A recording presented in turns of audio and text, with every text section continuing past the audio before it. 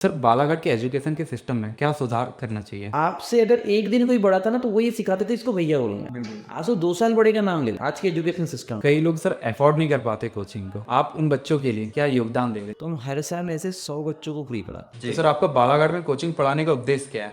मतलब सोचो ना, सावित्रीबाई फुले पर जब टीचर लोग फेंकते थे और पढ़ाने जाती थी, कितना बड़ा चैलेंज था। आज लोग सब कुछ देने तैयार है तो पढ़ नहीं रहे। मैं कोचिंग चलाते हुए कोई ऑप्शन पेरेंट्स से कहना चाहता हूँ, मेरे यहाँ भी जो आ रहे हैं बच्चे, मैं ये चाहता हूँ कि स्कूल अगर जा रहा है बच्चा तो कोचिंग मत भेजो।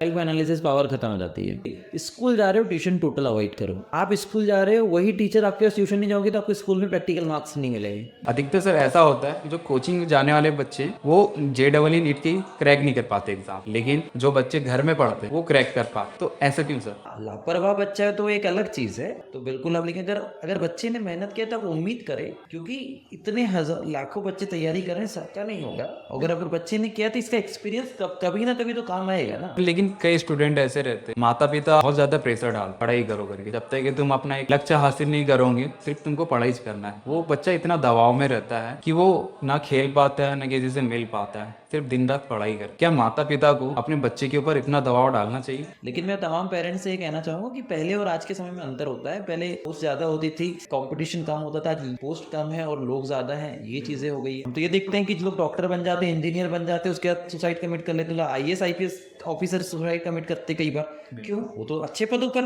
वो क्यों करते हैं? क्योंकि वो लाइफ में बैलेंस बनाना नहीं सीख पाते। उद्देश्य ये नहीं कि बस हम पढ़ाएं, बच्चों को मॉरल वैल्यूज भी सिखाएं, साथ साथ उनको गिर के उठना भी सिखाना जरूरी है। बालाघाट का सिस्टम क्या है? जॉब मुंबई में जाओगी मॉडलिंग, बैंगलोर में जाओगी सॉफ्टवेयर कंपनी, तो जोन डिसाइडेड है। ताकि बच्चों को पता नहीं है AI क्या होता है। एजुकेशन सिस्टम में कितनी बड़ी भूमिका है AI की, क्या इनके बारे में बताना चाहिए? तो मैं आपसे यही कहना चाहूंगा, जो भी चीज़ें, सब चीज़ में भविष्य है, स्पोर्ट्स में भविष्य है, लेकिन आप समय तो दो उसको। आपका बच्चा खेल रहा है तो आप बोल रहे हो क्यों खेल रहा है, आप उसको दो। जब 22 साल की उम्र में कुछ करने का जज्बा था, आज 22 साल के लड़के तुमसे क्या करना है तो कोई मतलब ही नहीं है। उसको पर्पस क्लियर होना चाहिए और ये सिस्टम बना हुआ है।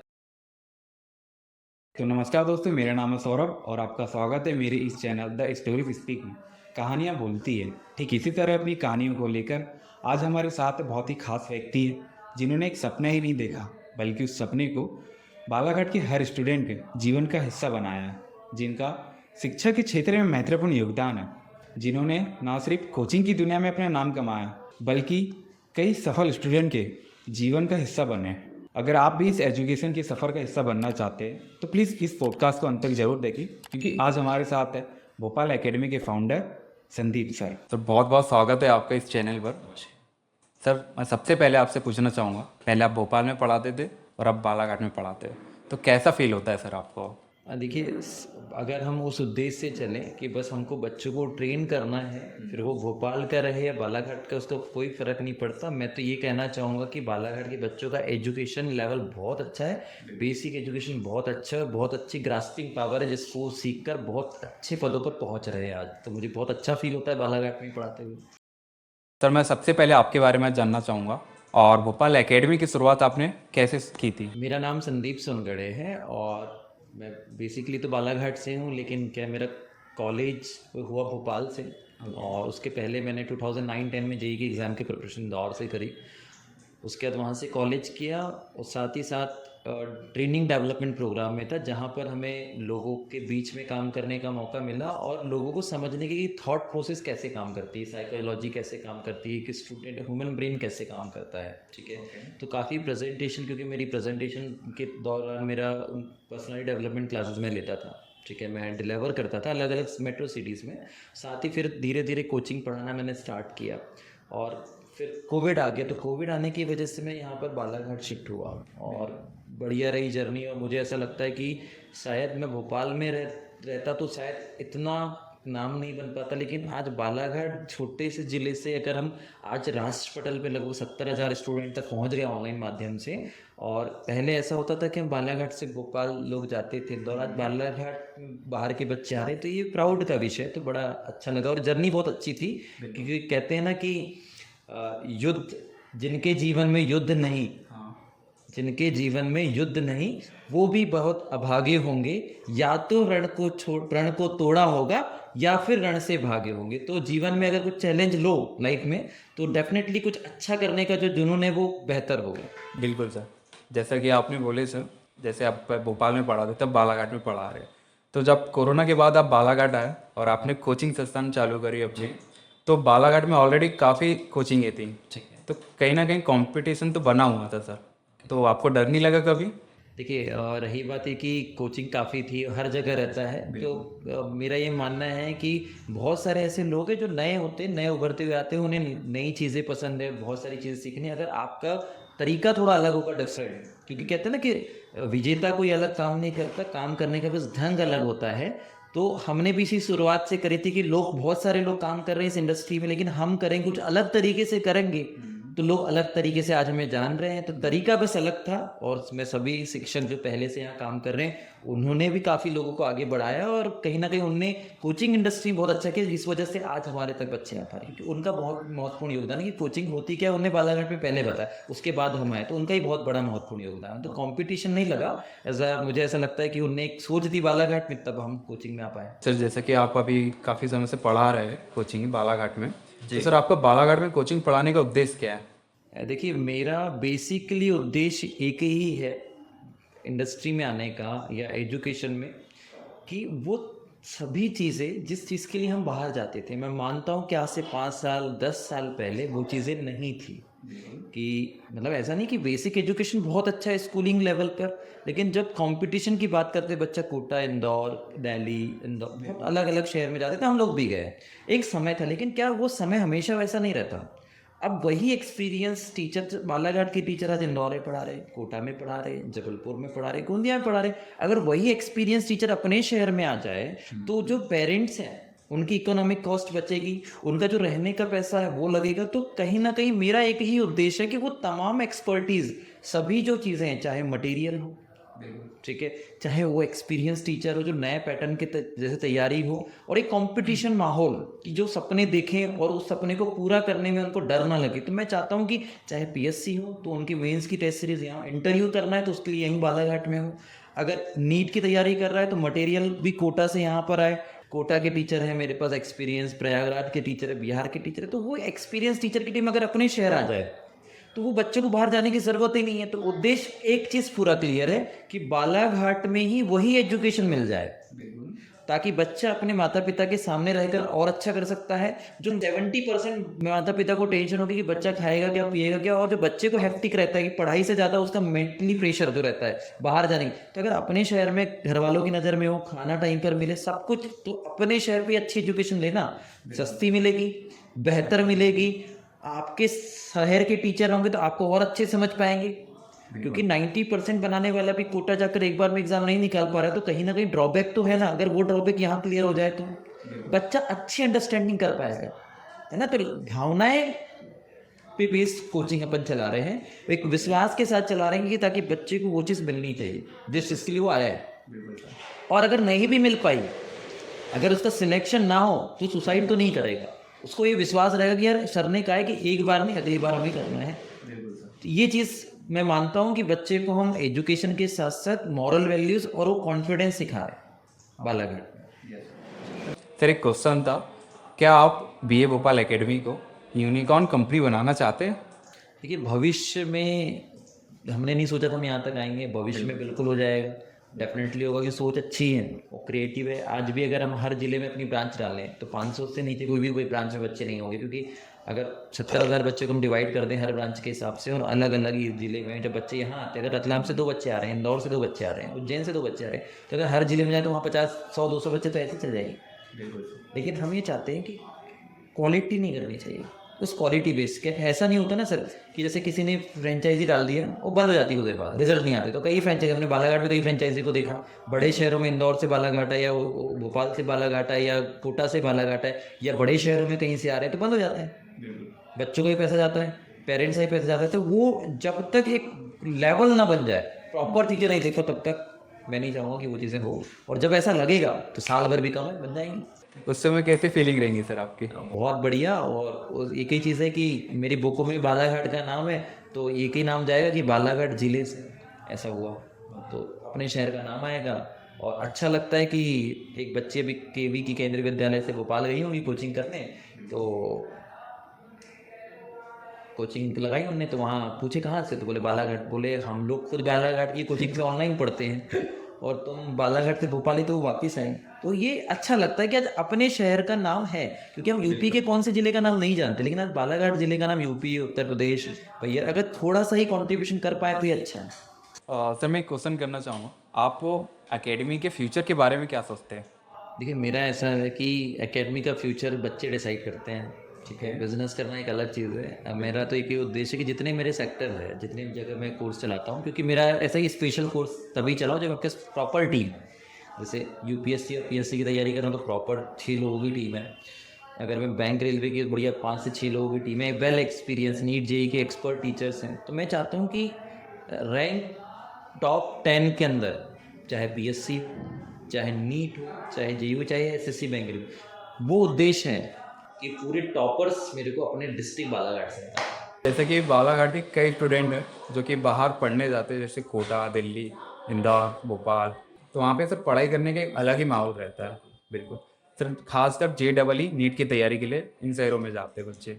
तो सर आप भी JEE नीट की तैयारी कराते हैं, तो क्या सर आप वही माहौल बच्चों को आप अपनी एकेडमी में देते हैं? ठीक है, तो पहली चीज़ तो मैं पॉइंट जो बोल रहे हैं, देखो कोटा का सेम माहौल मैं नहीं दे पाऊंगा, क्योंकि कोटा एक अलग एक्सपर्टीज पे बना है और कई सालों लगे हैं, है ना।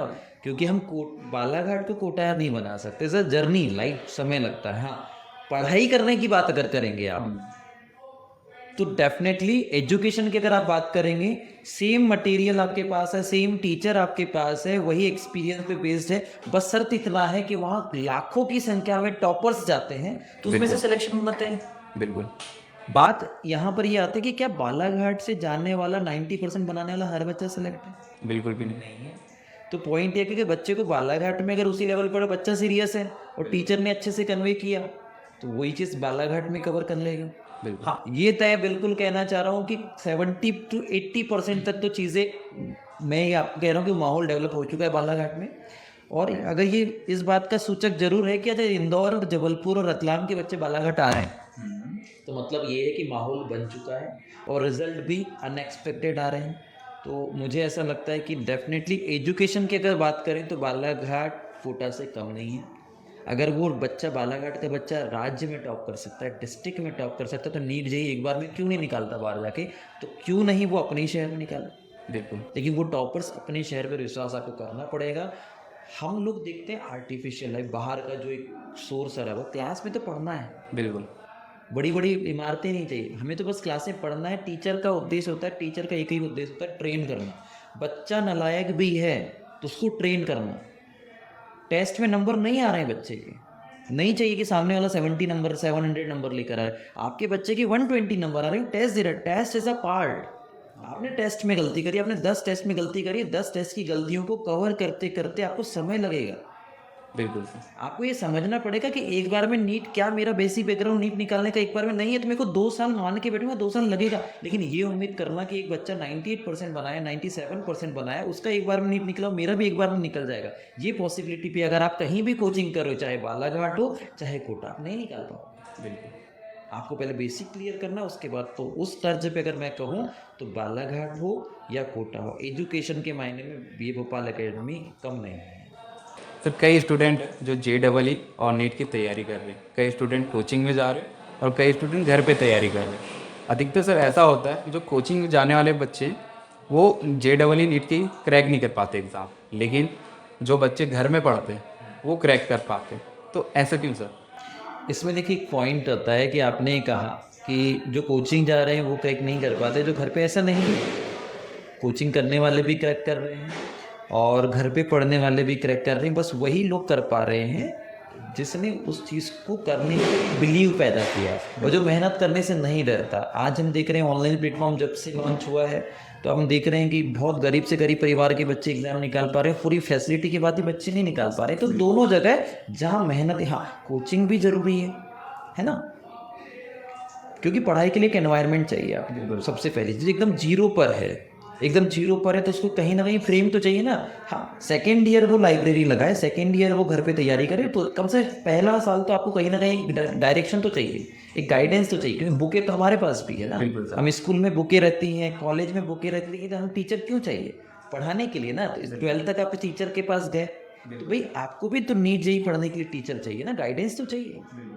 तो गाइडेंस तो लेना पड़ेगा। नेक्स्ट ईयर आप बिल्कुल लाइब्रेरी लगाएं, नेक्स्ट ईयर बिल्कुल आप करें, तो उसमें कोई दो राय नहीं। तो कोचिंग ज़रूरी है, आवश्यकता है, और सेल्फ करना है तो दोनों जगह मेहनत की बच्चे कहीं भी कर सकते हैं। सर जैसे कई स्टूडेंट रहते हैं पढ़ाई में उतने अच्छे नहीं रहते लेकिन फिर भी बाहर पढ़ने जाते हैं। हाँ। उनके जो माता पिता है काफ़ी पैसा खर्च करते हैं, कोटा में, इंदौर, भोपाल, इन बड़े सिटीज़ में जाते हैं लेकिन वो एग्ज़ाम को क्रैक नहीं कर पाते। हाँ। तो उनके माता पिता भी बहुत एकदम इमोशनल हो जाते हो कि इतना पैसा खर्च किए लेकिन बच्चा क्रैक नहीं कर पाया। तो ऐसी स्थिति में क्या करना चाहिए? देखिए, माता पिता का भी एक अपना सही है कि उनने बहुत मेहनत करके पैसे पैसे बचाकर अपने बच्चे को पढ़ाया कि मेरा ही बच्चा डॉक्टर बने, इंजीनियर बने। बच्चे ने भी अपनी कैपेबिलिटी से काम किया, लेकिन पूरी तरह से एक्सपेक्टेशन, देखो पढ़ाई अगर आपने आपके बच्चे ने बाहर रहकर किया है या उसने साल भर भूखे प्यासे वहाँ पे तैयारी करी, जितना भी स्ट्रगल किया, और उसके नंबर जो भी आए होंगे जिस भी कदर, तो उसको एक्सेप्ट करें, क्योंकि ये पड़ाव है। अगर इस जगह पर अगर आपने अपने बच्चे को सहानुभूति देते हैं आप कि नहीं यार ये तो लाइफ का एक टेस्ट है, लेकिन मुझे विश्वास है कि तुम अच्छा करोगे भविष्य में, तो नो डाउट। हाँ, लापरवाह बच्चा है तो एक अलग चीज़ है, तो बिल्कुल आप, लेकिन अगर अगर बच्चे ने मेहनत किया तो आप उम्मीद करें, क्योंकि इतने हजार लाखों बच्चे तैयारी कर रहे हैं, सबका नहीं होगा। अगर बच्चे ने किया तो इसका एक्सपीरियंस कभी ना कभी तो काम आएगा ना। एग्ज़ाम निकालना ज़रूरी नहीं कि एग्ज़ाम ही निकले, लेकिन आप उम्मीद करेंगे मेरा बच्चा अच्छा करे, उस उम्मीद की वजह से वो कुछ भी भविष्य में अच्छा करेगा, क्योंकि उसने वो लाइफ में क्या सीखा है, बाहर रहना सीखा है, मैनेजमेंट सीखा है, लाइफ को मैनेज करना सीखा है, वो लाइफ के लेसन सीखता है बाहर जाने पर। वो मोस्ट इंपॉर्टेंट है कंपेरेटिवली एग्जाम।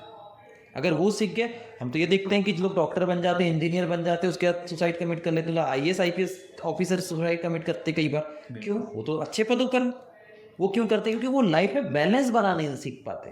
तो उद्देश्य ये नहीं कि बस हम पढ़ाएं, बच्चों को मॉरल वैल्यूज भी सिखाएं, साथ साथ उनको गिर के उठना भी सिखाना जरूरी है। और उनको एक शब्द बोला ना कि थॉमस अल्वा एडिसन की मम्मी ने बोला था कि कोई बात नहीं, जब उसको स्कूल से निकाल दिया गया था, लेकिन उसने क्या बोला था कि तू इतना अच्छा पढ़ता है कि तेरे को टीचर पढ़ा नहीं पाता।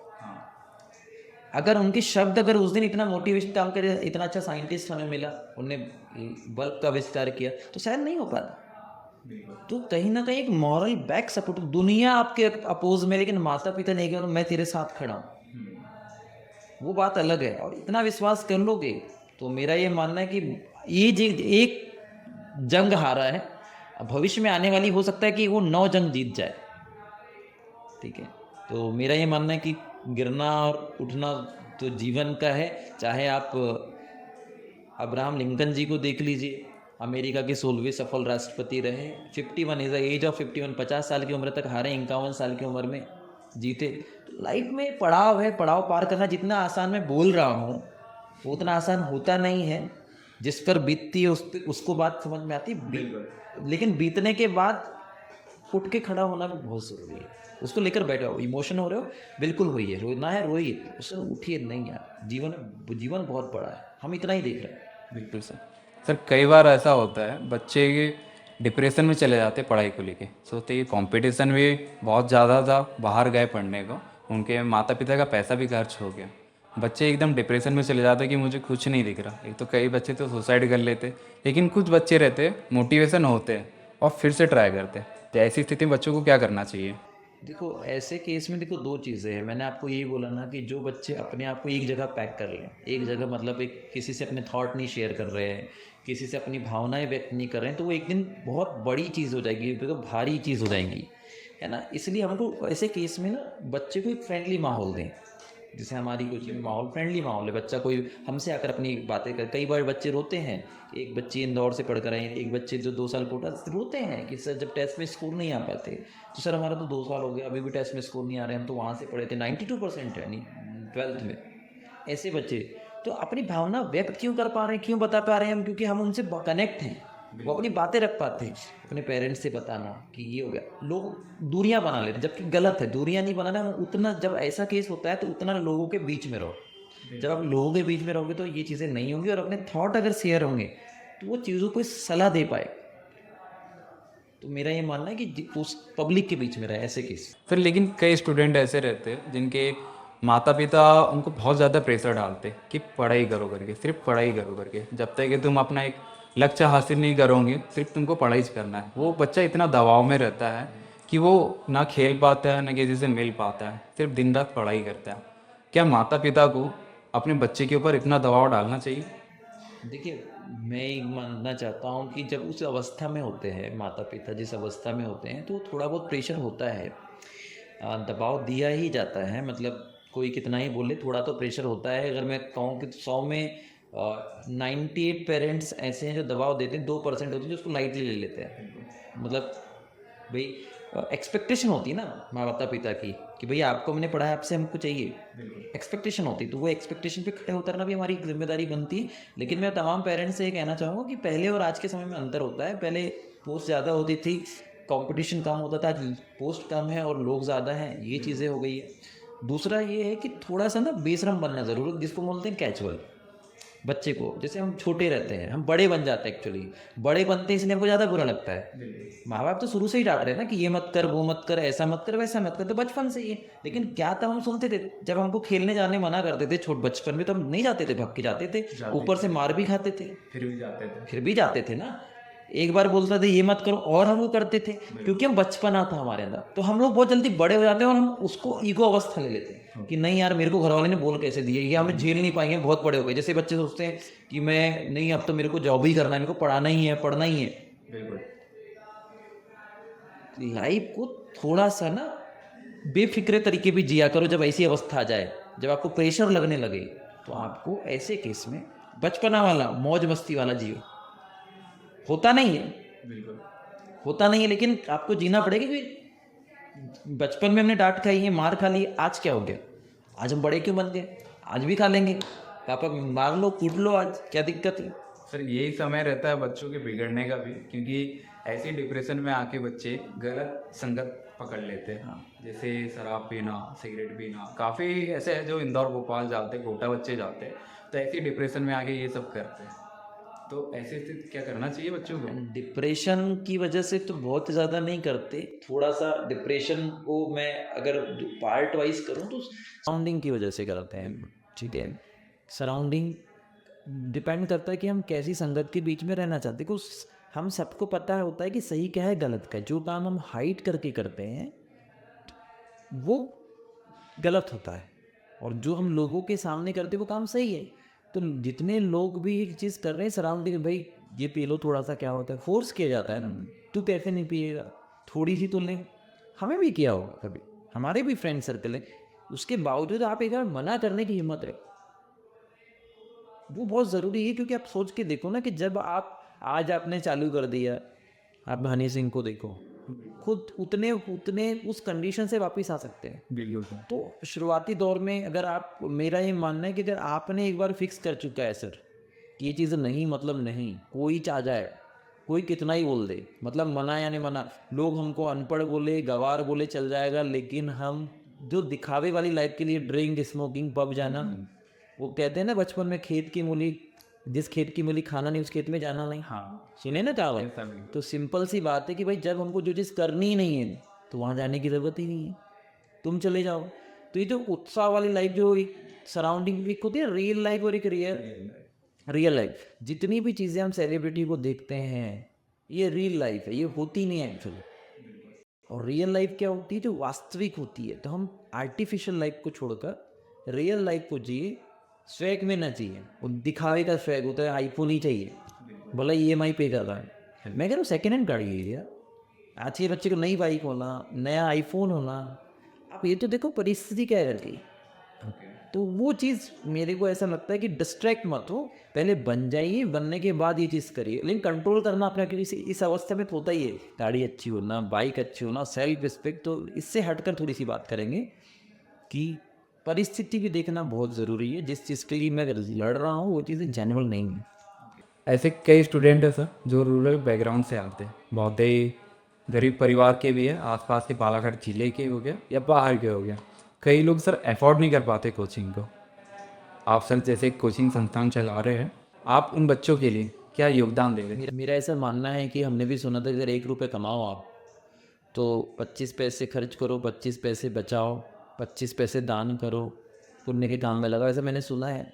तो हमने भी हर साल 100 बच्चों को हमारी कोचिंग निःशुल्क पढ़ाती है, ठीक है, जिसके हम टेस्ट लेते हैं। ऐसा नहीं कि हर कोई पढ़ सके, हर बच्चा पढ़ सकता है जो पढ़ना चाहता है, ठीक है। तो हम हर साल 100 बच्चे को पढ़ाते हैं अलग अलग एरिया में, भी ज़रूरी नहीं है कि ये भोपाल एकेडमी एक रूफ के अंदर, एक छत के अंदर, क्योंकि सामने एक बिल्डिंग है जो रिलायंस स्टैंड के ऊपर है, वो है आपकी साइंस जोन और ये है कॉम्पिटिशन सेकेंड। तो बी ए भोपाल एकेडमी में 4 to 5 टाइप के कोर्स होते हैं। तो जैसे पीएससी वाली जो एरिया है, तो पीएससी में 207 या 209 लोगों ने टेस्ट दिया था हमारे यहाँ, तो हमने वहाँ 20 बच्चों को फ्री पढ़ाया। नीट जेई में भी लगभग 250 से 300 लोगों ने टेस्ट दिया इस साल, उससे हमने 20 बच्चों को लिए फ्री, तो 40 बच्चे ऐसे हो गए। फिर हमने एसएससी बैंक रेलवे वाला जो कंपटीशन सेक्टर है, उसमें हमने लगभग, उसमें भी लगभग 200-250 बच्चों ने टेस्ट दिए, तो उससे हमने 20 बच्चों को, तो हम हर साल ऐसे 100 बच्चों को फ्री पढ़ाते हैं। और ऑनलाइन में जैसे 70,000 बच्चे हमारे, तो ऑनलाइन में हम 100 लोग को फ्री पढ़ाते हैं। तो ऐसे हम लोग हर साल 200 लोग को फ्री पढ़ा रहे हैं। ये तो बहुत बड़ी बात है आपने। तो उसमें ₹0 1 रुपये भी नहीं लिया जा रहा है, उनको हम 100 ऑफलाइन में 100 बच्चों को फ्री पढ़ाना, ये हम कर रहे हैं। सर जैसे कि अभी आप बालाघाट में पढ़ा रहे और पहले आप भोपाल में पढ़ाते थे, आपको दोनों शहर का एक एजुकेशन का सिस्टम का आपको सर पता है, तो सर बालाघाट के एजुकेशन के सिस्टम में क्या सुधार करना चाहिए? मेरे हिसाब से तो बालाघाट का एजुकेशन सिस्टम बहुत अच्छा है कंपेरेटिवली। सराउंडिंग्स बहुत अच्छी है, टीचर प्रॉपर ध्यान देते हैं। बड़े शहर में जाते हैं तो अटैचमेंट नहीं होता, बहुत ज़्यादा कनेक्शंस नहीं होते, अपनी बात नहीं रख पाते हो। आपको कोई डाउट है आप पूछ ही नहीं सकते बड़े शहरों में, ये देखने गई है।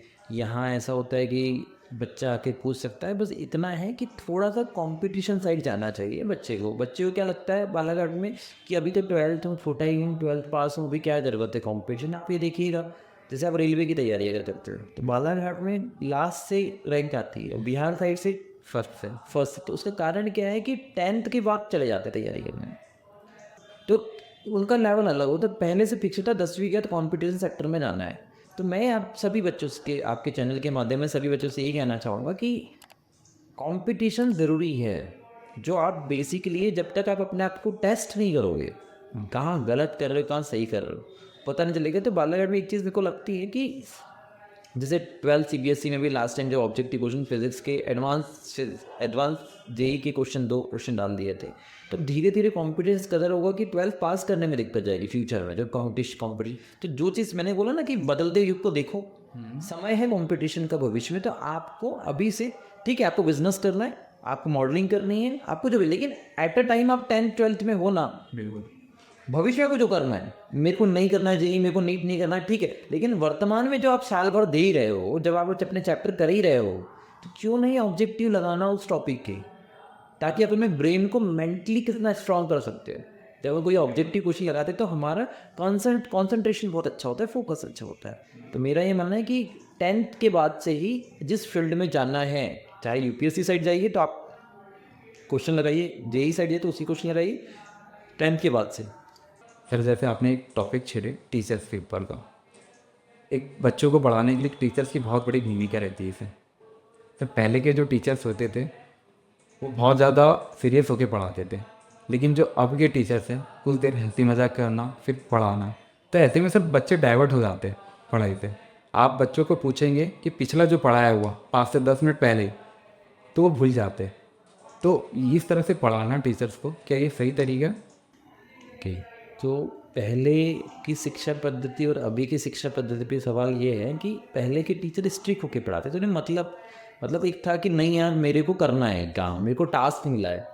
आज के भी टीचर अपना टास्क निभाते हैं, तो पहले एक चीज़ होती कि नहीं करवानी है, मारते थे, और वो इसको अनुशासन बोलते हैं। एक अनुशासन था, बड़ों की रिस्पेक्ट थी, मतलब वो जो एजुकेशन सिस्टम था ना, वो आपको सिखाता था कि बनना कैसे। आपसे अगर एक दिन कोई बड़ा था ना, तो वो ये सिखाते थे इसको भैया बोलना है। आज तो 2 साल बड़े का नाम ले लें, आज के एजुकेशन सिस्टम पे ये था वहाँ एक सिस्टम था, एक शिष्टाचार जिसको बोलते हैं। आज का जो सिस्टम है वो कहीं ना कहीं आप एजुकेटेड हो जा रहे हो, लेकिन आपके अगर संस्कार नहीं आ रहे तो कोई मतलब नहीं है। अब दूसरी बात आप ये कह रहे हैं कि हंसी मजाक करना, तो देखो एक चीज़ क्या होती है ना कि जब क्लासेस लंबी होती है, ज़्यादा ड्यूरेशन की होती है, तो क्या होता है कि हमारा माइंड की जो एक साइंटिफिक प्रूफ है कि 40 to 35 मिनट या 45 मिनट हमको बीच में एक इंटरवल चाहिए। तो वो ज़रूरी है, थोड़ा हर 5 मिनट में ना हो, लेकिन कुछ मोटिवेशन टॉक, तो चीज़ें बड़ी क्राउड में लोग बैठे, तो ज़रूरी है कि माइंड को स्विंग करना कि भाई, और क्योंकि 3-3 घंटे 4-4 घंटे के सेशन होते हैं, बड़ी क्लासेस होती 5 घंटे बच्चे को बैठना है, पूरे सब्जेक्ट लगाने हैं, तो उस टाइम पे ज़रूरी है एंटरटेनमेंट करना, तो स्टिलनेस भी ज़रूरी है। और दोनों को बैलेंस करके ही सिस्टम चलाया जा सकता है। अगर अनुशासन नहीं सिखाओगे तो भी लॉस है। इंजीनियर डॉक्टर बन भी गया तो लाइफ में फेल हो जाएगा। तो मैनर्स भी आना ज़रूरी है, जिसको मॉरल वैल्यूज़ कहते हैं। सर एक टीचर्स के अंदर की क्वालिटी क्या होनी चाहिए? देखो, टीचर बेसिकली ट्रेनर है, ट्रेन बच्चों को ट्रेन करना, ठीक है, मतलब गिराना फिर कैसे उठाना, मतलब खुद करके नहीं दिखाना, उससे करवाना। छोटा बच्चा होता है, उसको आप खिलाओगे, उसके आगे पीछे भी घूमोगे तो नहीं खाएगा। लेकिन अगर उसको एक टास्क की तरह दिया जाए कि चलो मैंने वहाँ रखा है कोई चीज़ खाने का और हम दोनों दौड़ते हैं, तो वो देखना वो जीतने के लिए जरूर खाएगा कि नहीं देखो, लेकिन खिला तो रहेगी ना। उसी प्रकार से बच्चे को, टीचर को ना एग्जाम्पल देना है, करवाना उससे। लेकिन क्या होता है ना, पूरा काम टीचर करके दे देता है, पूरा काम टीचर करके देता है, क्वेश्चन भी उन्हीं ने सॉल्व करे। ऑनलाइन प्लेटफॉर्म में काफ़ी होता है ये, टीचर ने क्वेश्चन कर दिया, टीचर ने समझा दिया, तो हमने अपने ब्रेन का यूज़ नहीं करा। भाई समझना हमको है, क्वेश्चन को पेपर हमें देना है, तो हमको समझने आना चाहिए। हमको गलत भी करना है तो अप्रिशिएट करो, कोई दिक्कत नहीं, तुमने 10% सही किया, आपको एक स्टेप याद हुआ। तो teacher is a trainer. Failure student को भी वहाँ तक लेकर जाना, क्योंकि ये स्टोरी नहीं है 12th फेल भी आज IPS बन सकते हैं, तो ये स्टोरी नहीं है, ये रियल एग्जाम्पल है। तो आज के डेट में स्टूडेंट हो या कोई भी हो, आपकी कीमत पूरे ब्रह्मांड को भी बेच दिया जाए तो नहीं लगाया जा सकता। इतने बेशकीमती हो पर्सन, एक व्यक्ति इतना महत्वपूर्ण होता है। तो हम किसी एग्ज़ाम से, किसी व्यक्ति से, तो मेरा जो उद्देश्य है कि हर स्टूडेंट मेरे लिए इक्वल हो, चाहे पढ़ने में अच्छा हो चाहे नहीं हो, क्योंकि उसकी व्यक्तिगत वैल्यू है। तो ये जो नज़रिया थोड़ा सा टीचर का जो है कि जो पढ़ने में अच्छा उसी को पूछे, जो नहीं है उसको नहीं पूछे, तो नहीं। टीचर का उद्देश्य हर बच्चे इक्वल होगा, वो चीज़ जब आएगी तो मज़ा आ जाएगा। सर आप किसी ऐसे स्टूडेंट का उदाहरण देना चाहेंगे जो आप ही के कोचिंग से पढ़कर बहुत अच्छे लेवल में, पोस्ट में हो?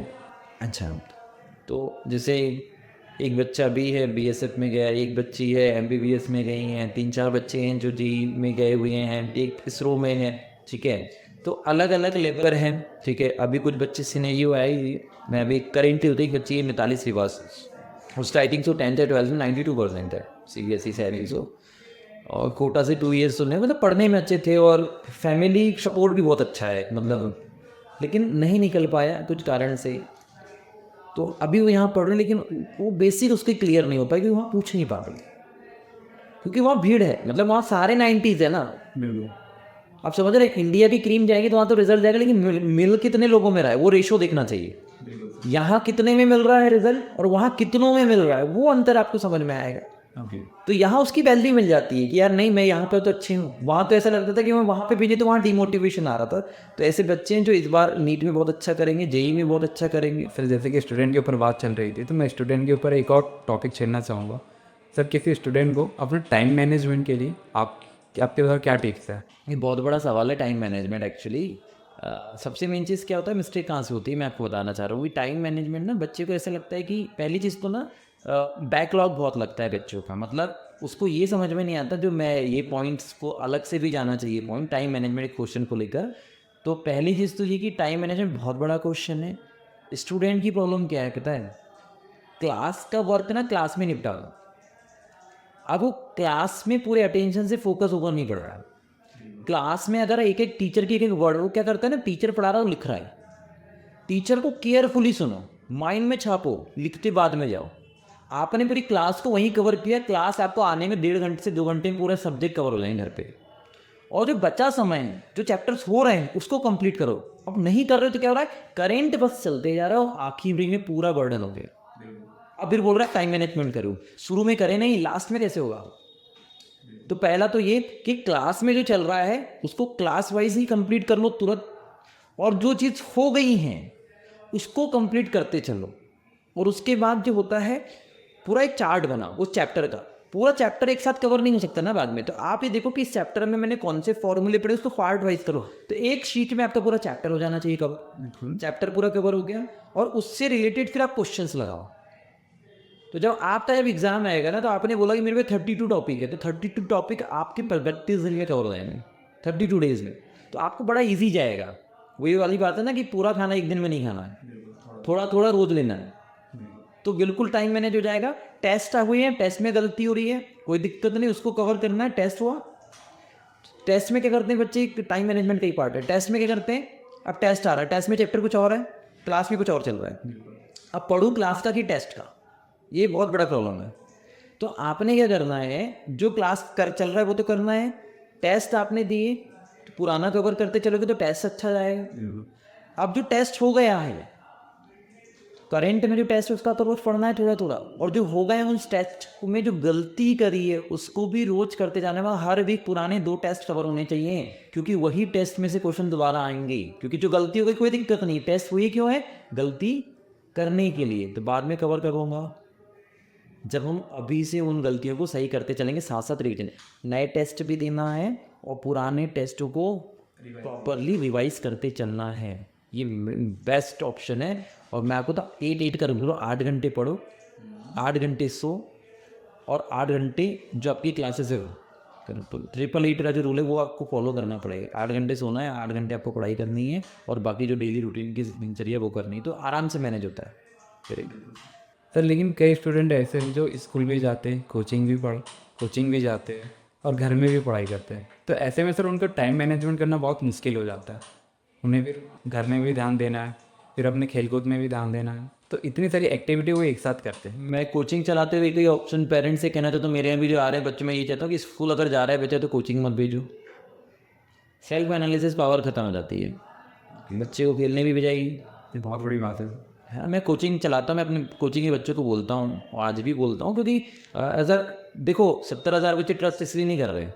सबसे मेन चीज़ है कि जो बात है तो है, खुली बात बोलनी चाहिए। मतलब ऐसा नहीं कि पीठ पीछे। मैं अपनी भी क्लासेस में बहुत ज़्यादा जोर नहीं देता 9-10 में ट्यूशन जाने के लिए, है ना। बहुत ज़्यादा नहीं, आप खेलो, बढ़िया स्पोर्ट्स करो, बहुत ज़रूरी है। अगर फिजिकल हेल्थ नहीं रहेगी, मेंटल हेल्थ अच्छी नहीं होगी, तो भविष्य में कर क्या लोगे। आपको 4 डिसीज़ लेकर बैठे हो, तो वो ज़रूरी है। स्कूल जा रहे हो, ट्यूशन टोटल अवॉइड करो।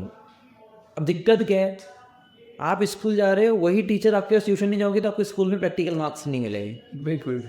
सबसे बड़ा प्रॉब्लम, स्कूल में भी आप जा रहे हो, स्कूल में भी आप मोटी फीस दे रहे हो, प्राइवेट में जा रहे हो, गवर्नमेंट में जा रहे हो, आप अच्छी फीस दे रहे हो। CM राइज स्कूल में बहुत अच्छे स्कूल है, बहुत अच्छे टीचर्स हैं। मैं तो ये कहता हूँ गवर्नमेंट टीचर बहुत शानदार, इतने स्टेज कवर के जाते हैं। मैं तो कह रहा हूँ मेरे से अच्छे टीचर गवर्नमेंट स्कूल में टीचर है, बहुत शानदार पढ़ा रहे हैं। उसके बाद ट्यूशन जाने की आवश्यकता ही नहीं है। वहाँ भी पढ़ रहे हो, यहाँ भी पढ़ ही रहे हो, आप पढ़ नहीं रहे हो, आपको कोई पढ़ा रहा है, आपका माइंड डेवलप हो ही नहीं पाएगा। आपको उसको रिवाइज करना है घर पर, और अपनी मेहनत लगानी, अपने ब्रेन का यूज़ करना। बिकॉज ब्रेन दिया है भगवान ने, तो इसका विचार, थॉट प्रोसेस चलने तो स्कूल में सिखाया, घर पे भी कोई सिखा, ट्यूशन में भी कोई सिखा रहा है। आपने सीखे क्या खुद से जब करोगे ही नहीं, आप फिर बोल रहे हो अब पढ़ने का टाइम नहीं है। भैया जो पढ़ने का टाइम था तुमने कहाँ दे दिए, ट्यूशन लेना ही नहीं है। 10 तक तो बैन कर देना चाहिए। मैं कोचिंग पढ़ा रहा हूँ, फिर मेरे यहाँ भी ट्यूशन है, मैं तो बोल रहा हूँ साहब बच्चे से क्या करा लोगे आप, नहीं करा पाएंगे। 10 तक तो मैं बोल ही रहा हूँ ना। सर जब तक कि कोई बच्चा खुद से नहीं सीखता तो उसका माइंड डेवलप नहीं होता, क्योंकि आज के बच्चों को देखा जाता है सर, जो खासकर तो ऐसा है कि जो छोटे शहरों के बच्चे के, तो ना वो कोडिंग में ज़्यादा ध्यान देते, ना मशीनरी चीज़ों में, ना कोई फाइनेंशियल एजुकेशन में, ना बहुत सारी चीज़ें में ध्यान नहीं दे पाते। देखो छोटे शहरों नहीं, बड़े शहरों में भी यही हाल है। मतलब हमें सभी जगह एक्चुअली क्या होता है कि जैसी सराउंडिंग होती है, जैसे बालाघाट का सिस्टम क्या है, जॉब। मुंबई में जाओगे मॉडलिंग, बैंगलोर में जाओगे सॉफ्टवेयर कंपनी, तो जोन डिसाइडेड है। जोन डिसाइड है कि भाई इस फील्ड में ये होता है, इस एरिया के लोग ये करते हैं, इस एरिया के ये लोग करते हैं, इस एरिया में ये ना। जैसे मंदिर, इस एरिया की मंदिर अलग शैली से बनेंगी, इस एरिया के मंदिर अलग शैली से बनेंगी। तो एक प्रॉपर एक सिस्टम चला रहा है, उसको इकट्ठे ब्रेक नहीं कर सकते। हाँ, अब चीज़ें सडन चेंज हो गई। पहले एक समय था कि भैया ये दुकान में हमारे दादाजी जाते थे, उसी दुकान में जाना है। अब समय अलग है, कल ये दुकान में गया था, परसों में वाली दुकान में जाओगे।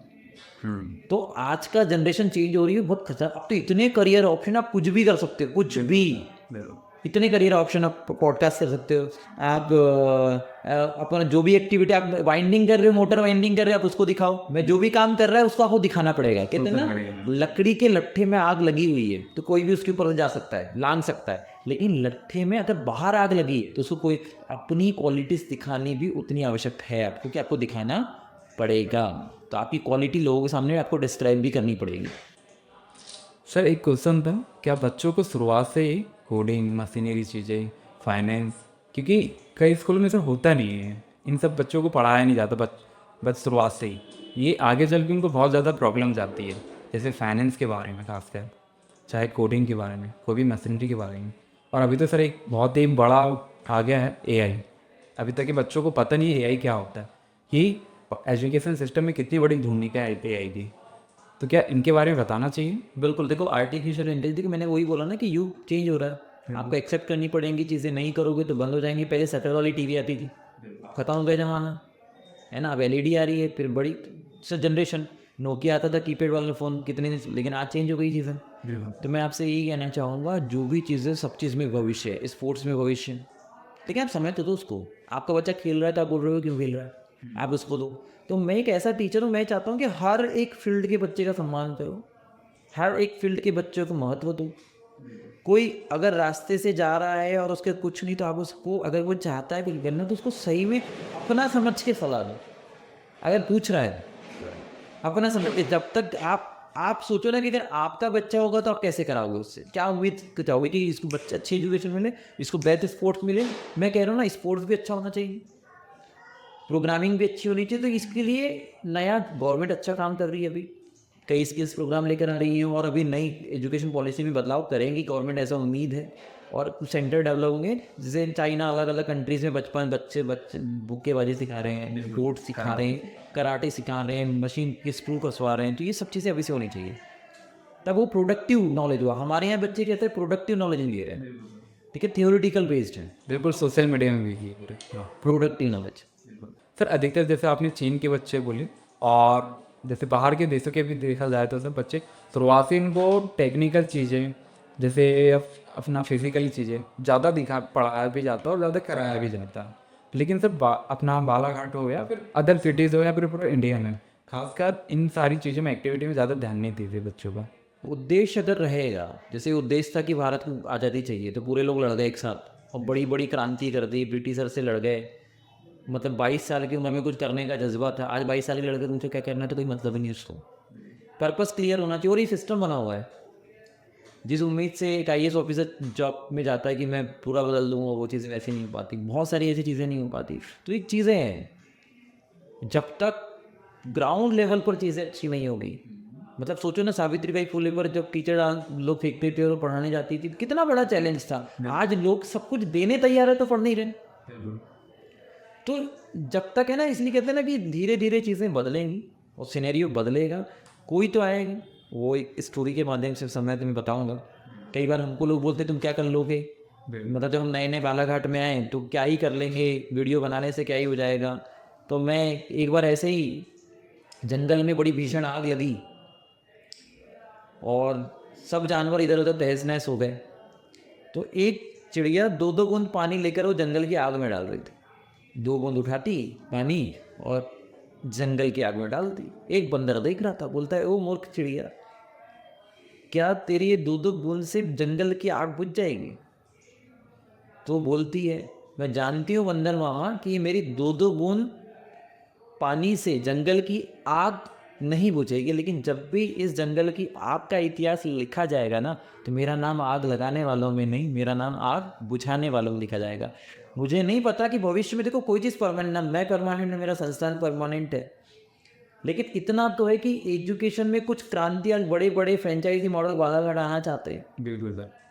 आज बच्चे बाहर से यहाँ आ रहे हैं, कुछ तो परिवर्तन हुआ होगा ना एजुकेशन सेक्टर में। तो ऐसे कई लोग आएंगे, जैसे नीरज चोपड़ा स्पोर्ट्स में आए तो उनको लेकर कई लोग प्रभावित हुए, सुधा चंद्रन जी आएंगे, उनको लेकर कई लोग प्रभावित हुए, APJ अब्दुल कलाम साइंटिस्ट बने, APJ अब्दुल घर घर जाके पेपर बांटा करते थे।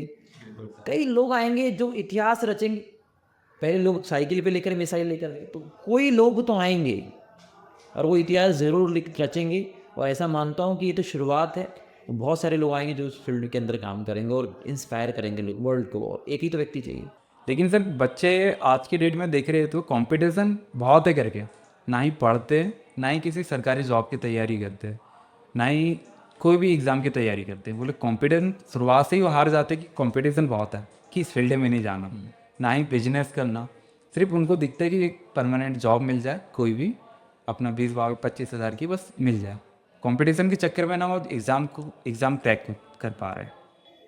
देखिए, ये पूरा ब्रेन का खेल है, थॉट प्रोसेस है ना। आपको टीचिंग कैसे मिल रही है, स्किल डेवलपमेंट प्रोग्राम हो रहे हैं, मैं भी कई जगह सेमिनार लेता हूँ, बच्चे को ना 9-10 से खतरनाक मोटिवेशन के डाल दो आप, ये करना है, ये करना है, ये करना है, तो वो सारी चीज़ों में फोकस हो जाएगा। हो क्या रहा है कि चीज़ें उस तरीके से हो ही नहीं रही है। कई प्रोग्राम है, स्किल डेवलपमेंट प्रोग्राम है, फॉर्मेलिटी के लिए प्रोग्राम होते हैं, लेकिन क्या होता है ना, किसी ने मोटिवेट करके गया, मान के चलो मैंने अपने बच्चों को जाके मोटिवेट कर दिया, मेरे टीचर की जिम्मेदारी के साथ ही उससे वर्किंग करवाना। आपने स्किल डेवलपमेंट प्रोग्राम किया, मोटिवेट कर दिया, लेकिन क्या हो रहा है, वही वाली बात है ना कि सड़क बन रही है, परत बिछाल तो हो गया, सड़क बन रही है। आज के डेट में क्या हो रहा है, मात्र ऊपर ऊपर काम हो रहा है। मतलब आपने एक मोटिवेशन सेमिनार लिया किसी स्कूल में, उसके बाद वहाँ के स्कूल के टीचर है उसको एक्सेलरेट कराना, उसको जवाबदारी से निर्वहन करना कि नहीं, एक प्रोग्राम हुआ, इनने एक विचार देकर के उस विचार पर पूरी दुनिया को चलना चाहिए। तो बच्चों के अंदर एक जौनपुर डिस्ट्रिक्ट है, वहाँ से हर दूसरे तीसरे घर से आईएएस है, क्यों? कोई फैसिलिटी नहीं है जौनपुर डिस्ट्रिक्ट में, उसके बावजूद वहाँ पे क्यों? कल्चर चला रहा है, माहौल बन रहा है, तो कर रहे हैं। तो बच्चों को एक टारगेट बेस दो कि वो ये करे, वो जो भी डिसाइड करो। देखो फेल होना गिरना वो अलग चीज़ है, लेकिन डिसाइड नहीं कर पा रहे बच्चे कैसे कर रहे हैं। आज बीएससी कर लेते हैं, कल फिर नीट की तैयारी कर लेंगे, या नीट की तैयारी पहले कर रहे हैं फिर बीएससी कर लेंगे, स्विच करते रहते हैं। कभी इंजीनियरिंग कर लेंगे, फिर मन आता है यूपीएससी तो इंजीनियरिंग छोड़ के जा रहे हैं। तो डाइवर्सिटी बहुत ज़्यादा, हर फील्ड में ग्रोथ है, हर फील्ड में ग्रोथ है। एक व्यक्ति आया, पानी पैक किया, बिस्लरी बॉटल, आज चाइना के बाद भारत दूसरा देश से पानी पी रहा है। जेरोक्स मशीन नहीं चलती, बोला ऐसा कोई दफ्तर नहीं जाना, तो फोटो कॉपी नहीं चलती होगी। तो ये ना लोग कहते हैं, लेकिन होना है और अच्छे से होगा। फोकस करने की ज़रूरत है। जब तक बच्चे के अंदर का खुद का इंटरेस्ट नहीं जागेगा, और जागेगा कब, जब तक उसके अंदर वाई क्लियर नहीं हो, मुझे करना नहीं है, बिल्कुल। तब तक नहीं होगा। सब कुछ हो जाएगा तो फिर क्या मतलब, उसके पास कुछ तो करने का कारण चाहिए ना, कहीं ब्लैंक तो चाहिए, तभी तो क्लियर रहेगा उसको। तो जब तक वो रास्ते खुद निकालेगा, there is well there is a way, जहाँ चाह वहाँ चाहत पैदा करेगा तो ही रास्ते निकलेंगे। तब इसको लगेगा कि इनकी संगत करना है, चाहत ही नहीं रहेगी तो कौन करना पड़ेगा। सर बच्चों को पर्सनालिटी डेवलपमेंट, कम्युनिकेशन, इन पर भी फोकस करना चाहिए? क्योंकि कई बार देखा जाता है सर, बच्चे जैसे स्टेज के सामने हो गया, बोलने पे हिम्मत नहीं रहती हम लोग कि मुझे इतने सारे जो बच्चे रहते बैठे हुए रहते उनके सामने बोल नहीं पाते। कहीं ना कहीं उनके अंदर एक कम्युनिकेशन, पर्सनालिटी डेवलपमेंट की कमी रहती है। तो क्या ये भी सिखाया जाना चाहिए इसमें? देखिए एक्चुअली क्या होता है ना कि हर कॉलेज में कम्युनिकेशन स्किल एक सब्जेक्ट होता है। हर कॉलेज में अगर आप कॉलेज कर रहे हो, जनरली आज के डेट में कॉमन है कॉलेज करना, कॉलेज कर रहे हो, एक सब्जेक्ट होता है कम्युनिकेशन स्किल। होता क्या है, एक टॉपिक बच्चा बड़ी उम्मीद से अपना नाम इंट्रोड्यूस करता है, उसने में टीचर भी हंस रहे हैं, बच्चे भी हंस रहे हैं, उसके ऊपर मजाक उड़ा रहे हैं, कभी नहीं बोल पाएगा। हम अप्रिशिएट तो करें, वाह बहुत अच्छा बोला, आप अप्रिशिएट ही नहीं करोगे कभी जीवन में नहीं बोल पाएगा। और हमें छात्र नेता थोड़ी ना रहना है। ठीक है अच्छा नहीं बोल पा रहा है, लेकिन अगर वो कोडिंग अच्छा कर सकता है तो उसके बोलने से क्या लेना देना है, वो काम अच्छा कर सकता है। मान लो फेसबुक इन्फ्लुएंसर है, वो सोशल मीडिया से बोलने से क्या लेना देना है। हर किसी को नेता बनना ही नहीं कि हमको बोल के ही गुड कम्युनिकेशन चाहिए, लेकिन अगर कोई सॉफ्टवेयर की कंपनी में जॉब करे तो वहाँ आवश्यकता नहीं है आपको। तो हर किसी को जरूरी नहीं कि स्टेज की ज़रूरत है। एक्सपी समय के साथ चीज़ें धीरे धीरे आती है। वो सराउंडिंग जो मैं बोल रहा हूँ ना, रोज़ आपको स्टेज पे बोला जाए क्लास में, हर दिन आधा घंटे प्रेजेंट करें, गलत बोल रहे ताली बजाया जाए, आप बन जाओ। बिल्कुल। आप कराओगे ही नहीं। मेरे 9-10 की प्रेजेंट आप सर्च करिए BA Bhopal academy 9th class, मेरे 9th क्लास के बच्चों से प्रेजेंटेशन थे, बोलना नहीं है करवाई है। 9th क्लास के बच्चे की प्रेजेंटेशन हज़ारों व्यू है, 10th क्लास के बच्चे की प्रेजेंटेशन है, तो हम लोगों ने बच्चों से प्रेजेंटेशन करवाई है लाइव यूट्यूब पर। तो ये चीज़ बहुत फर्क पड़ती है कि बच्चों का एप्टीट्यूड बहुत अच्छा बोल रहा है, मुझे पता है कि उसके पीछे 3-4 घंटे की मेहनत एक बच्चे के पीछे करनी पड़ेगी, तो बच्चा ऑटोमेटिक करेगा। और बच्चे बोलते हैं, बोला ना खून लग जाता है एक सेल को, तो फिर और चाहिए। तो बच्चे को जब एक आदत हो जाती है यार प्रेजेंटेशन, तो वो पूछते सर आप कब कराओगे, तो वो आदत डेवलप करें। हर कॉलेज में कम्युनिकेशन स्किल एक सब्जेक्ट होता है और करवाए जाने चाहिए। सर मैं एक लास्ट क्वेश्चन करना चाहूँगा। सर अभी तक के जो स्टूडेंट इस पॉडकास्ट को देख रहे हैं, तो उनके लिए क्या एडवाइस है? मेरा एक ही सजेशन रहेगा कि ये नॉट फॉर ओनली एजुकेशन, आप जिस भी फील्ड में तैयारी कर रहे हैं उसमें 3 से 4 साल बिना पीछे मुड़कर देखे। क्या होता है कि हम कुछ दिन मेहनत करते हैं, 2 स्टेप चलते हैं, फिर 2 स्टेप पीछे मुड़कर देखते हैं, फिर 2 स्टेप चलते हैं, चले तो हम 6 कदम लेकिन खड़े वहीं हैं। 2 चले, फिर 2 बैक आए, करूँ कि नहीं करूँ, फिर 2 कदम आए, चले हम 6 लेकिन हम खड़े कहाँ उसी जगह पर। उससे अच्छा है कि 6 कदम आगे जाते तो आपको रास्ता दिखता किसी भी स्टार्टिंग दौर पे ना तो आपकी फैमिली, ना तो परिवार, ना रिश्तेदार, ना समाज आपका साथ देगा। कामयाबी का ही साथ दुनिया देती है। बचपन से हमने सुनी उगते सूरज को सब लोग नमस्कार करते हैं। तो मैं आप सबसे यही कहना चाहूँगा एट द लास्ट, कोई भी काम, छोटा सा भी काम, उसको ईमानदारी से आप करो। 5 अनपढ़ महिलाओं ने मिलकर इज्जत पापड़ बनाई है। तो मैं कहता हूँ किसी भी लेवल करो, बेस्ट वर्जन निकल कर 3 से 4 साल आप बिन पीछे मुड़कर मत देखो, डेफिनेटली एक दिन वो अच्छा होगा। कंसिस्टेंसी बहुत जरूरी। इसी के साथ धन्यवाद, आप लोगों ने बुलाया, बहुत thank you so much sir, आपका आने के लिए भी बहुत अच्छा लगा सर मुझे बात करके। Thank you so much sir. बहुत